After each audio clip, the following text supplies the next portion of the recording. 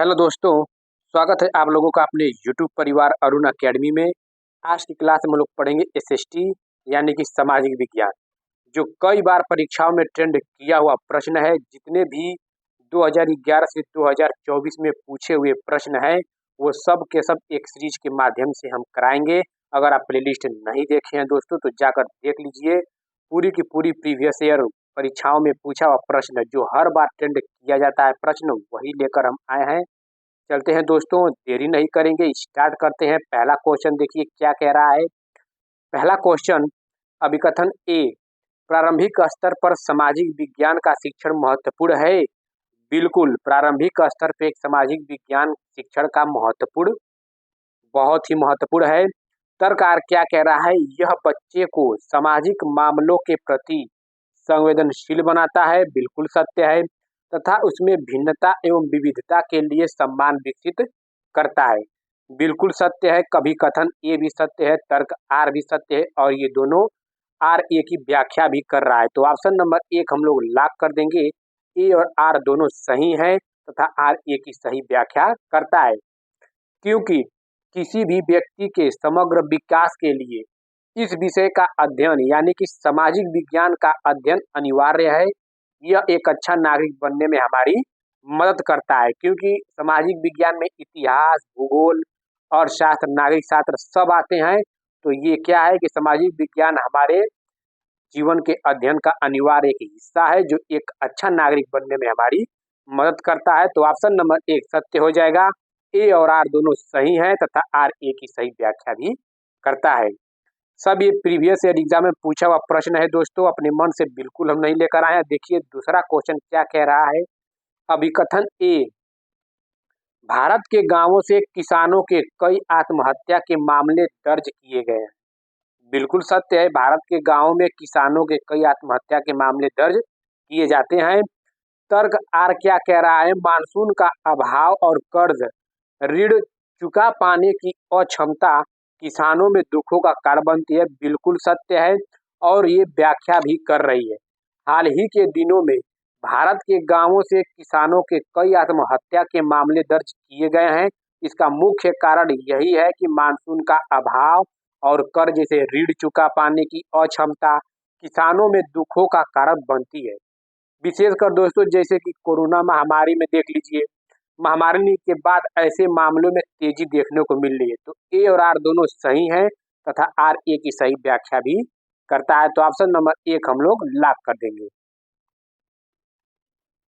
दोस्तों देखिए, एसएसटी एक ऐसा विषय है कि आप कितना भी थ्योरी पढ़ लेंगे, जब एग्जाम में बैठेंगे, जब तक इस सीटेट का एसएसटी अगर आप practice set previous year solve नहीं करेंगे, तो आपको समझ में नहीं आएगा।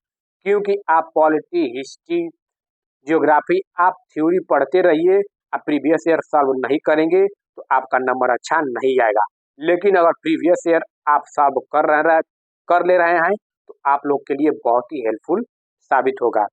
देखिए तीसरा क्वेश्चन क्या कह रहा है, उन तत्कालीन उपायों की पहचान कीजिए जो महिलाओं की सुरक्षा तथा उन्हें नौकरी करने, पारिवारिक आय में योगदान करने एवं आत्मनिर्भर बनाने में सुनिश्चित करते हैं। ऑप्शन नंबर ए क्या कह रहा है, बालवाड़ियों का प्रावधान। बिल्कुल सत्य है। संसद में महिलाओं के सीटों का आरक्षण, ये देखिए इसे आरक्षण से कोई मतलब नहीं है। व्यावसायिक सुरक्षा का प्रावधान भी है। रात की पाली शिफ्ट के लिए लाने ले जाने की सुविधा भी करता है। तो ये भी सत्य है, यानी कि ए सी डी सत्य है। तो ए सी डी किसमें है, ए सी डी ऑप्शन नंबर 2 में है। तो ऑप्शन नंबर 2 को हम लोग लॉक कर देंगे, ए सी और डी। चलते हैं नेक्स्ट क्वेश्चन पे दोस्तों।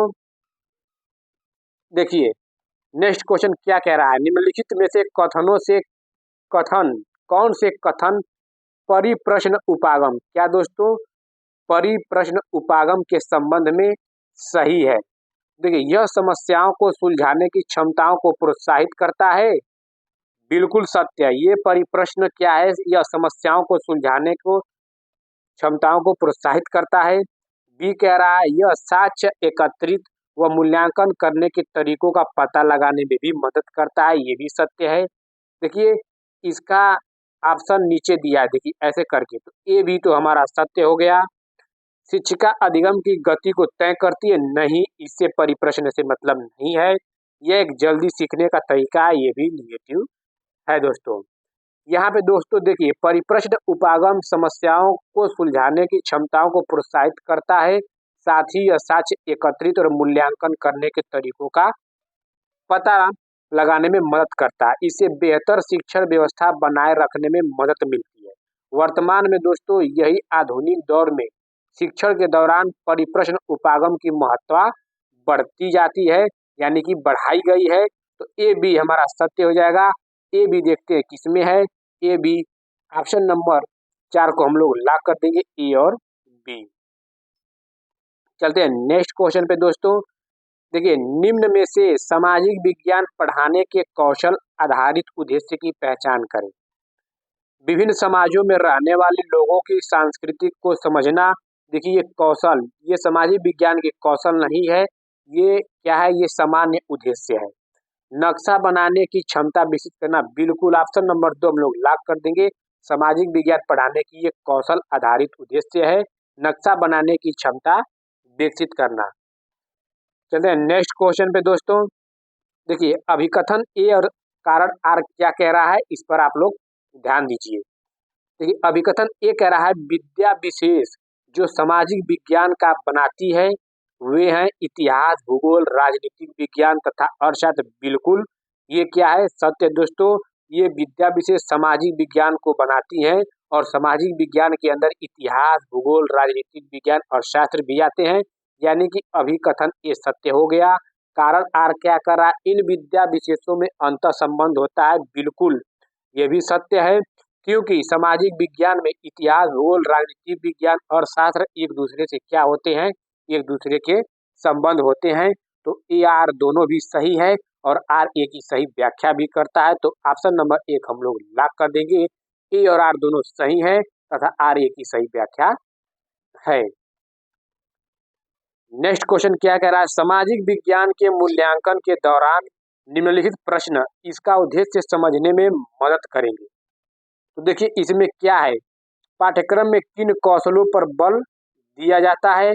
बिल्कुल दोस्तों, ये सामाजिक विज्ञान मूल्यांकन के दौरान ये किया जाता है कि पाठ्यक्रम में किन कौशलों पर बल दिया गया है।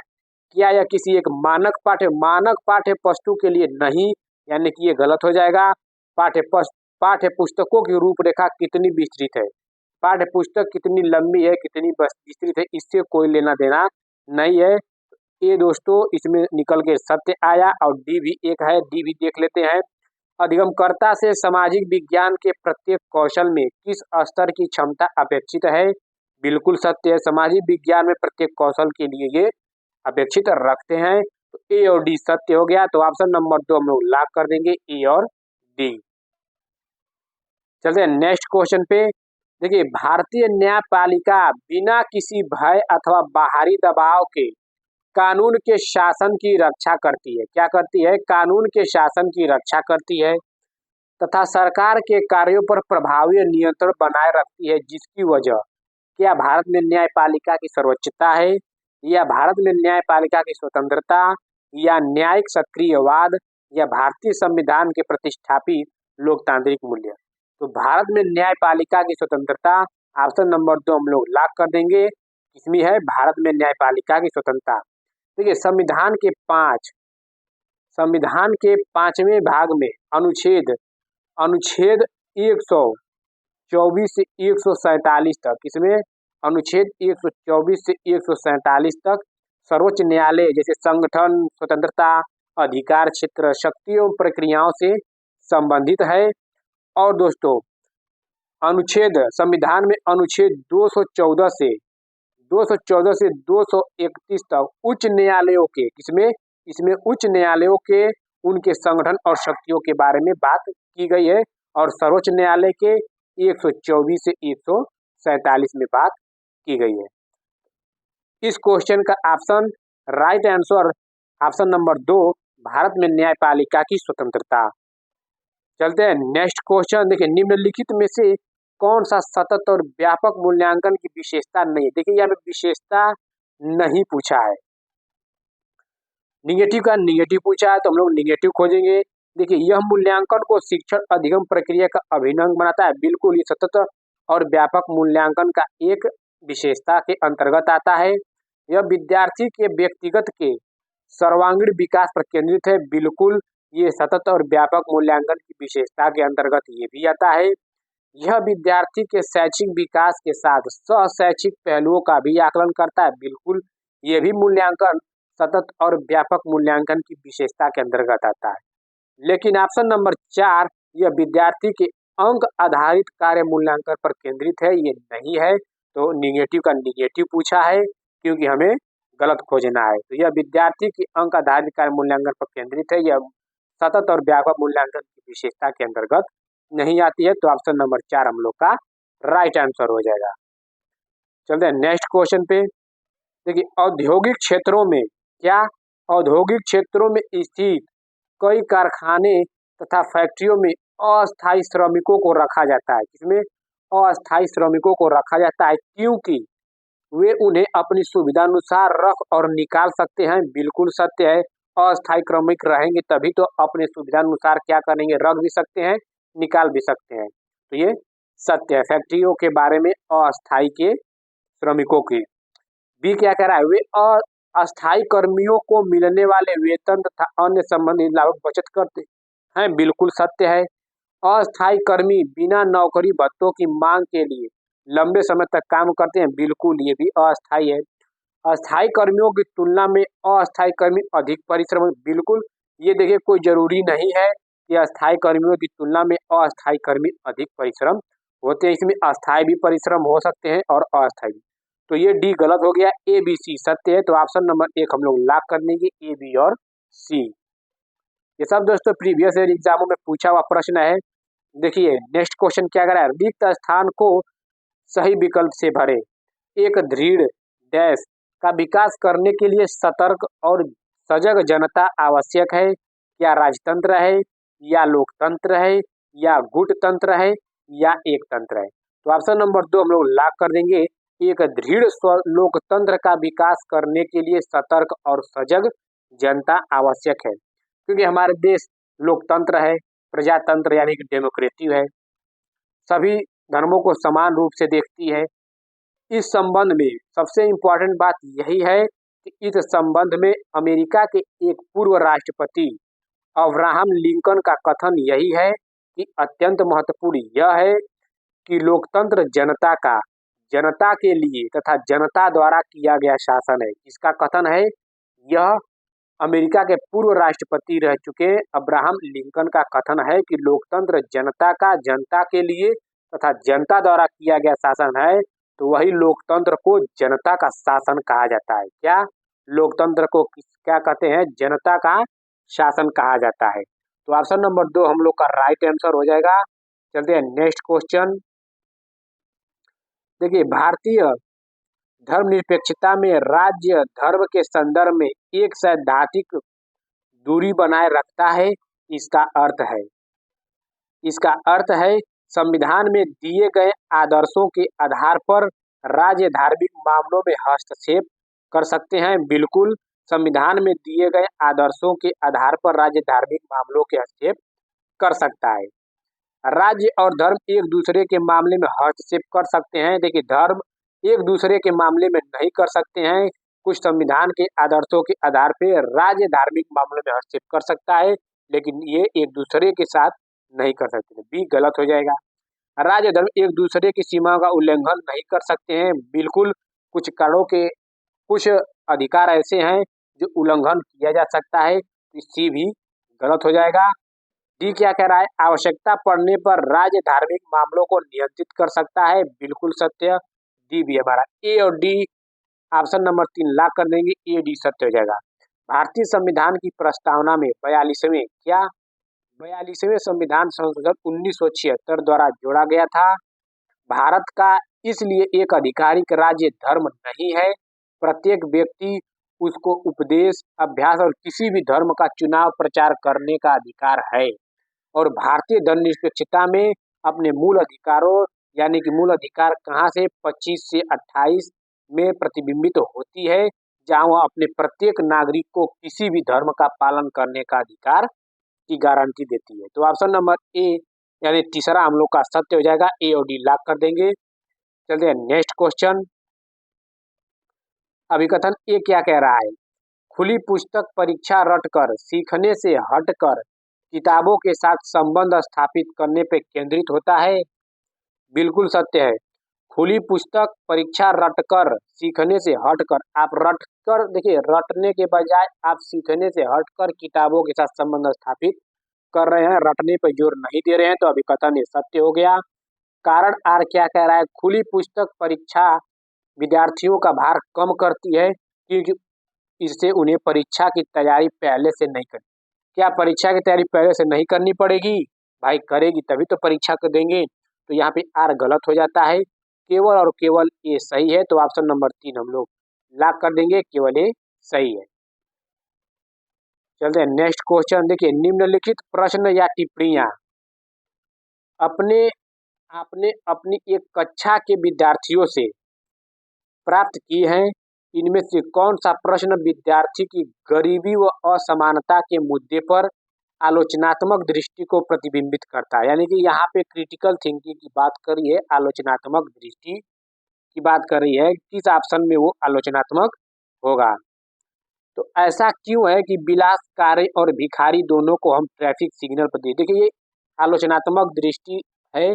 और देख लेते हैं, गरीब लोग अपनी जीवन स्थिति सुधारने के लिए और अधिक मेहनत क्यों नहीं करते? ये तो देखिए आलोचनात्मक की बात नहीं हो पा रही है। भारत कब विकसित होगा और गरीब से मुक्त होगा? यहाँ पे भी देखिए एक मतलब फैक्ट या किसी दी होगी कि हाँ भारत यहाँ पे इतना समय में विकसित हो जाएगा और गरीबी मुक्त हो जाएगी। ये भी तथ्य है, आलोचनात्मक की बात नहीं कर रहा है। सरकार गरीबों को मुफ्त सामान क्यों देती है? क्या उन्हें आलसी नहीं बना? आपको ये भी पता है कि सरकार गरीब को सामान क्यों मुफ्त में देती है? भाई गरीब है तभी तो, इसमें आलोचना की बात कहाँ से आई? तो यहाँ पे ऑप्शन नंबर 1 हम लोग का राइट आंसर हो जाएगा। ऐसा क्यों है? आप तर्क वितर्क करेंगे कि नहीं करेंगे? आप सोच कर देखिए कि ऐसा क्यों है विलासकारें और भिखारी दोनों को हम ट्रैफिक सिग्नल पर देख पाते हैं, तो आप वहाँ पे अपनी आलोचनात्मकता का प्रदर्शन करेंगे। तो ऑप्शन नंबर 1 हमारा राइट आंसर हो जाएगा। दोस्तों देखिए, विद्यार्थियों का यह प्रश्न करना उसकी गरीबी और असमानता के मुद्दे को समझने की जागरूकता की प्रतिपुष्टि करता है। तो ऑप्शन नंबर 1 हम लोग का राइट आंसर हो जाएगा। चलते हैं नेक्स्ट क्वेश्चन पे। देखिए नेक्स्ट क्वेश्चन क्या कह रहा है? निम्नलिखित में से कौन सा कथन नैदानिक मूल्यांकन का असंगत चित्रण है? देखिए, नैदानिक मूल्यांकन का असंगत चित्रण है। असंगत यानी कि नैदानिक मूल्यांकन नहीं है। इसका उपयोग कक्षा के सभी विद्यार्थियों द्वारा सीखी उपलब्धियों की तुलना करने में किया। क्या तुलना करने में किया जाता है? पहले ही ये निगेटिव आ गया, गलत हो गया, गलत का गलत पूछा है।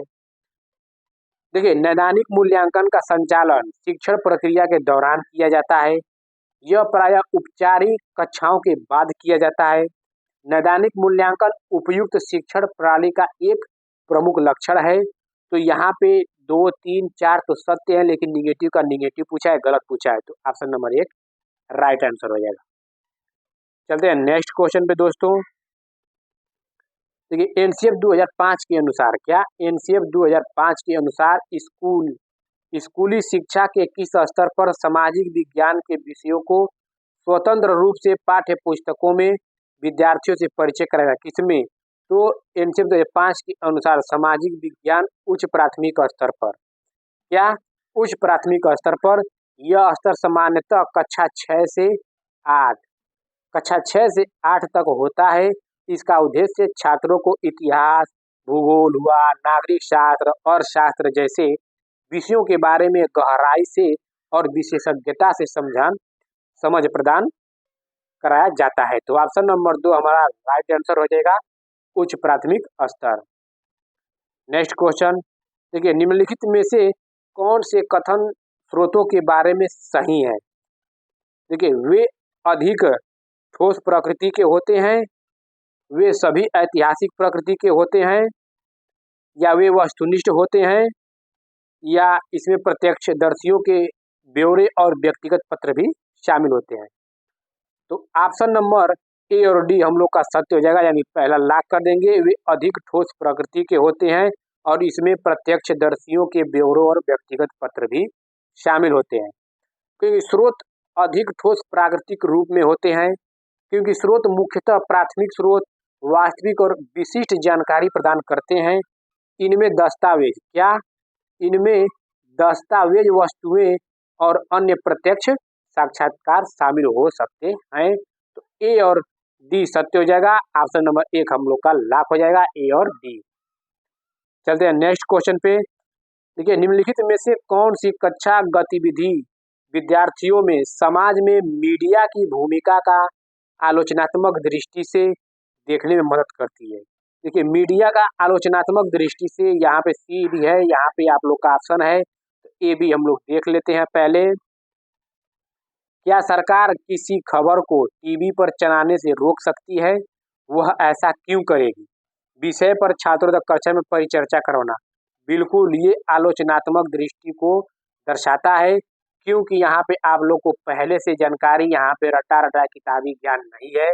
इसमें आप लोग तर्क कर सकते हैं कि हाँ, कोई मीडिया है तो क्या सरकार किसी खबर को टीवी पर चलाने के रोक सकती है? तो ये आलोचनात्मक दृष्टि को प्रदर्शित कर रही है। बी, किसी एक मुद्दे पर छात्रों को अलग अलग अखबारों के कतरने को इकट्ठा करना और उनके विवरण की तुलना करना। देखिए, अखबार है, अलग अलग छात्रों को अलग अलग तरह से अपने क्या करेंगे, अखबारों को कतरने को इकट्ठा करेंगे और उन बीच में उन सबका विवरण करके तुलना करेंगे। ये भी आलोचनात्मक दृष्टि को प्रदर्शित करता है, यानी कि ए भी तो कर रहा है, सी भी देख लेते हैं। छात्रों से व्हाट्सएप और अन्य सोशल मीडिया पर आई खबरों को एकत्र करवाना तथा उसका शैक्षणिक संसाधन के रूप में, देखिए, एकत्र करवाएंगे और शैक्षणिक संसाधन के रूप में उपयोग करना। यहाँ पे आप ही करवा रहे हैं, शैक्षणिक संसाधन करवा रहे हैं, तो यहाँ पे आलोचनात्मक दृष्टि की बात कहाँ से आई? तो सी गलत हो जाएगा, ए और बी। तो ऑप्शन नंबर 1 हम लोग लॉक कर देंगे, ए और बी सत्य है। चलते हैं नेक्स्ट क्वेश्चन पे दोस्तों। देखिए, निम्नलिखित में से किस विषय के शिक्षण के लिए ट्री चार्ट अति उपयुक्त होगा? देखिए, ट्री चार्ट किसे कहते हैं हम बता रहे हैं। ट्री चार्ट वह है जिन्हें विरासत चार्ट या ट्री डायग्राम कहते हैं, जो ऐतिहासिक घटनाओं के संदर्भ में एक ट्री चार्ट युग के भीतर विभिन्न घटनाओं क्रमानुसार, जैसे कारण परिणाम, विभिन्न घटनाओं के बीच आत्मीयता का ऐतिहासिक घटनाओं के संबंधों में समझ मदद करता है। यही ट्री चार्ट होता है। इसको ट्री चार्ट को हम विरासत चार्ट या ट्री डायग्राम कहते हैं। तो ऑप्शन देख लीजिए, तो ऑप्शन नंबर 2 यही सत्य हो जाएगा। एक विशेष काल में ऐतिहासिक घटनाओं जैसे युद्ध, क्रांतियों अथवा आंदोलनों के पदानुक्रम को सचित्र दिखाने के लिए ट्री चार्ट प्रदर्शित किया जाता है। तो ऑप्शन नंबर 2 यहाँ पे राइट आंसर हो जाएगा। चलते हैं नेक्स्ट क्वेश्चन। देखिए, निम्नलिखित में से कौन सा संसाधन या रणनीति एक सामाजिक विज्ञान की कक्षा को समावेशी बना सकती है? इसके सामाजिक विज्ञान की कक्षा में समावेशी बना सकती है। पहला ऑप्शन क्या कह रहा है? विभिन्न समुदाय और क्षेत्रों के लोगों की कहानियां और तस्वीरों का प्रदर्शन करने के, बिल्कुल सत्य, हमारा यही सत्य हो जाएगा। और देख लेते हैं, केवल समाज के प्रभुत्व से, गलत हो जाएगा। केवल समाज से, आसपास के उदाहरणों से, केवल पाठ्यपुस्तक नहीं, विभिन्न समुदाय यहाँ पे अनेक प्रकार की गतिविधि आ गई, और क्षेत्रों के लोगों की कहानी और तस्वीरों का प्रदर्शन करने की रणनीति से। तो ऑप्शन नंबर 1 हम लोग का राइट आंसर हो जाएगा।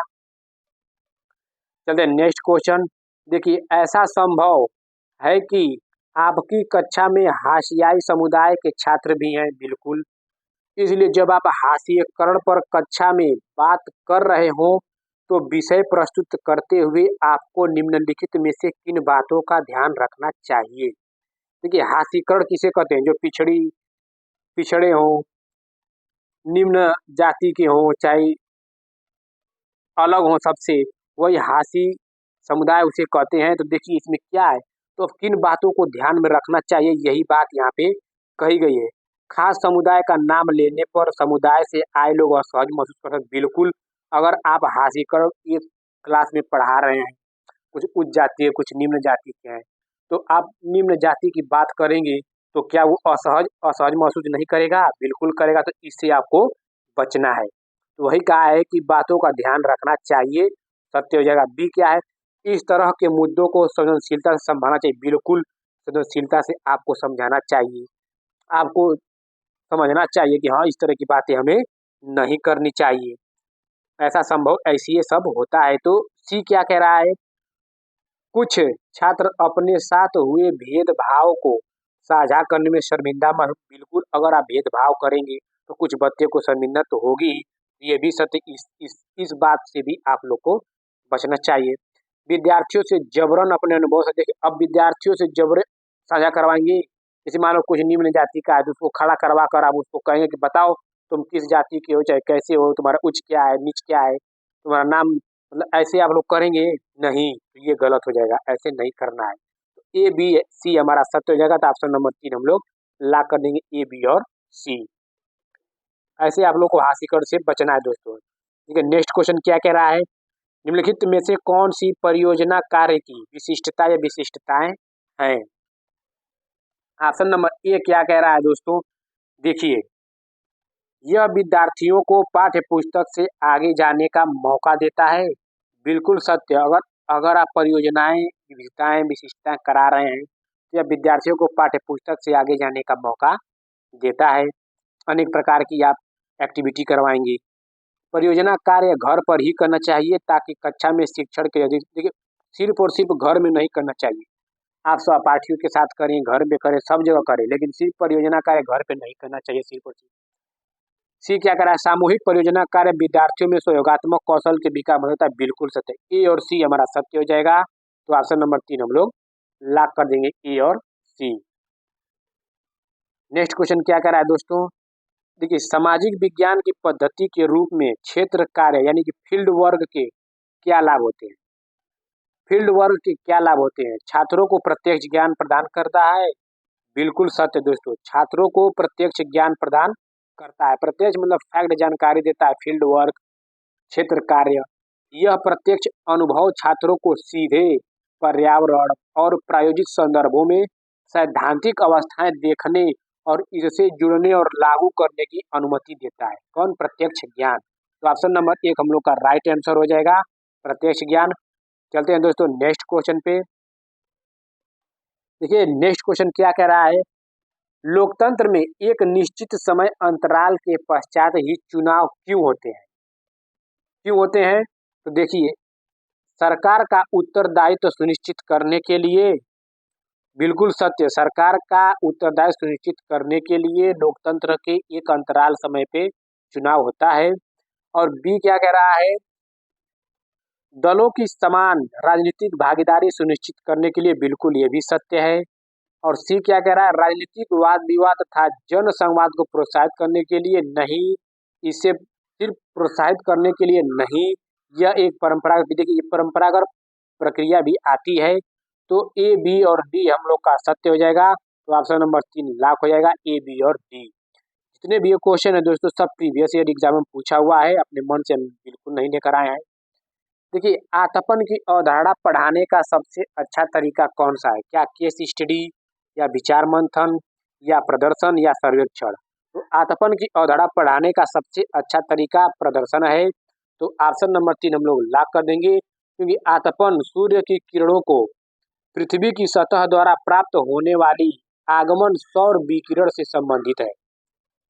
आतपन की अवधारणा को प्रदर्शित करने का सिद्धांत यही है जो दोस्तों वास्तव में दिखाने को शामिल करेगा कि सौर विकिरण पृथ्वी के वायुमंडल और सतह के साथ कैसे प्रभावित होता है। जैसे सूर्य है, सौर विकिरण ये पृथ्वी के वायुमंडल कैसे प्रभावित होता है, तो प्रदर्शन करके दिखाएंगे तो सबसे अच्छा है यहाँ पे। तो ऑप्शन नंबर 3 हम लोग का ला के आंसर हो जाएगा, प्रदर्शन। चलते हैं नेक्स्ट क्वेश्चन। देखिए, कथन भारतीय संविधान धार्मिक और भाषाई अल्पसंख्यकों की सुरक्षा का प्रावधान मौलिक अधिकारों से करता है। बिल्कुल सत्य है, अल्पसंख्यकों की सुरक्षा का प्रावधान मौलिक अधिकार से करता है। यह अनुमान लगाता है कि क्या लगाता है वो देखिए, यह बहुसंख्यकों द्वारा संभाव्य सांस्कृतिक प्रभुत्व के समक्ष अल्पसंख्यक की सुरक्षा करता है। बिल्कुल, मौलिक अधिकार क्या करता है? अल्पसंख्यकों की सुरक्षा तो करता ही है। यह बहुसंख्यक द्वारा किस तरह के भेदभाव से अल्पसंख्यकों की सुरक्षा करता है? ये भी भेदभाव से भी अल्पसंख्यकों की सुरक्षा करता है। कौन? मौलिक अधिकार।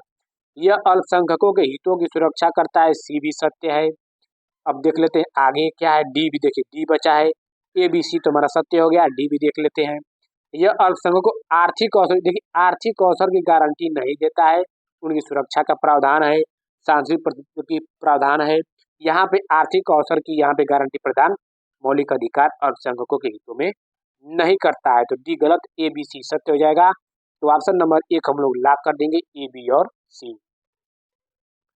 चलते हैं नेक्स्ट क्वेश्चन पे। देखिए सामाजिक विज्ञान पाठ्यक्रम के भार को कम करने के लिए निम्नलिखित में से क्या सबसे उपयुक्त है? भार को कम करने के लिए क्या सबसे अधिक उपयुक्त है? तथ्यों के स्मरण पर न्यूनतम बल देना तथा समझने पर केंद्रित करना। बिल्कुल सत्य है। तथ्यों के स्मरण पर न्यूनतम बल देना तथा समझने पर केंद्रित करना, मतलब रटना पे कम और समझने पर ज्यादा बल देना। तो यह हमारा सत्य हो गया। संकल्पनाओं के स्पष्टीकरण को केंद्रित करना, बिल्कुल सत्य है। जो भी संकल्पनाएं हो उसके स्पष्टीकरण को क्या करना? केंद्रित करना। परीक्षा निर्देशों के आधार पर और शिक्षक के विषयक वस्तु से अनभिज्ञता के कारण पाठ्य पुस्तक के कुछ विषय छोड़ देना नहीं।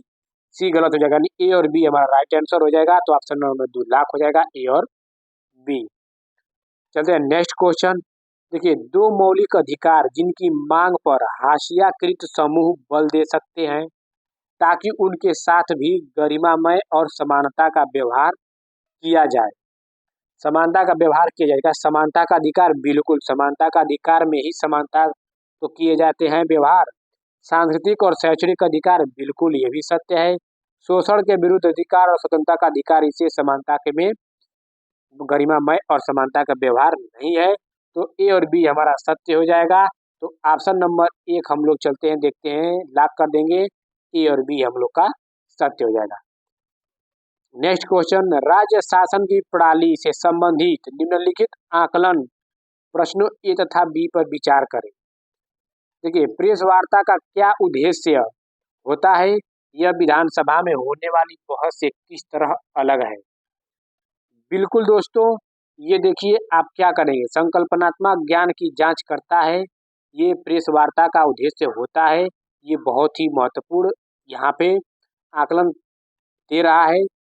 उन निर्वाचित प्रतिनिधियों के लिए किस शब्द का प्रयोग होता है जो सत्ता दल के सदस्य होते हैं सरकार के फैसलों पर? देखिए ये गलत हो जाएगा, क्योंकि यहाँ पे कार्यप्रणाली संबंधित आकलन प्रश्नों का कार्य किया जा रहा है। तो प्रेस वार्ता का क्या उद्देश्य होता है, यहाँ पे देखिए समालोचनात्मक भी आ रहा है और इसमें दिया गया है कि उन निर्वाचित प्रतिनिधियों के लिए किस शब्द का प्रयोग होता है। ये तो पहले से ही हम लोग तय है कि हाँ किस शब्द का प्रयोग करेंगे। और प्रेस वार्ता का क्या उद्देश्य है, यह विधानसभा में होने वाली बहस से किस तरह अलग है, मतलब किस तरह से अलग है, आप तर्क वितर्क भी करेंगे। ये आकलन सत्य है, यानी कि ए सही है और बी तथ्य वाला है। तो यहाँ पे एक संकल्पनात्मक ज्ञान की जांच करता है और बी तथ्यात्मक ज्ञान की सोच है, क्योंकि यहाँ पे आपको पहले से पता है कि जो प्रतिनिधित्व के लिए शब्द प्रयोग किया जाता है वो कौन सा शब्द है, जो शब्द है उसी शब्द से आप प्रयोग कर लेंगे। लेकिन यहाँ पे प्रेस वार्ता का उद्देश्य क्या होता है, कैसे होता है, विधानसभा में होने वाली बहस से किस तरह अलग होता है, यहाँ पे संकल्पनात्मक ज्ञान की ओर इशारा करता है। तो ऑप्शन ए हमारा संकल्पनात्मक ज्ञान और बी तथ्यात्मक ज्ञान की ओर संकेत करता है। तो ये हमारा राइट आंसर। आज का लास्ट क्वेश्चन है दोस्तों, आदिवासी समाज की विशिष्टता का श्रेय जाता है। आदिवासी समाज की विशिष्टता का श्रेय जाता है, पहला क्या है, जाति व्यवस्था के प्रचलन को, क्या जाति व्यवस्था को प्रचलन करेंगे, बल्कि ये गलत हो जाएगा। दूसरे प्रचलित धर्मों से भिन्न अनेक प्रकार के जनजातीय धर्मों के पालन, बिल्कुल ये भी हमारा सत्य हो जाएगा। सी क्या करा, विशिष्ट भाषा का प्रयोग, बिल्कुल आदिवासी समाज की विशिष्टता, उसमें विशिष्ट भाषा का प्रयोग होता है। ऊंच नीच की कम उपस्थिति, आदिवासियों में ऊंच नीच ज्यादा नहीं देखा जाती है, इसमें कम उपस्थिति, यानी कि बी सी और डी हम लोग का सत्य हो जाएगा। तो ऑप्शन नंबर 2 लॉक हो जाएगा, बी सी और डी। ठीक है दोस्तों, आप लोगों का बहुत बहुत धन्यवाद चैनल को माध्यम से जुड़ने के लिए। ठीक है दोस्तों, चलते हैं, बहुत बहुत धन्यवाद आप लोगों का।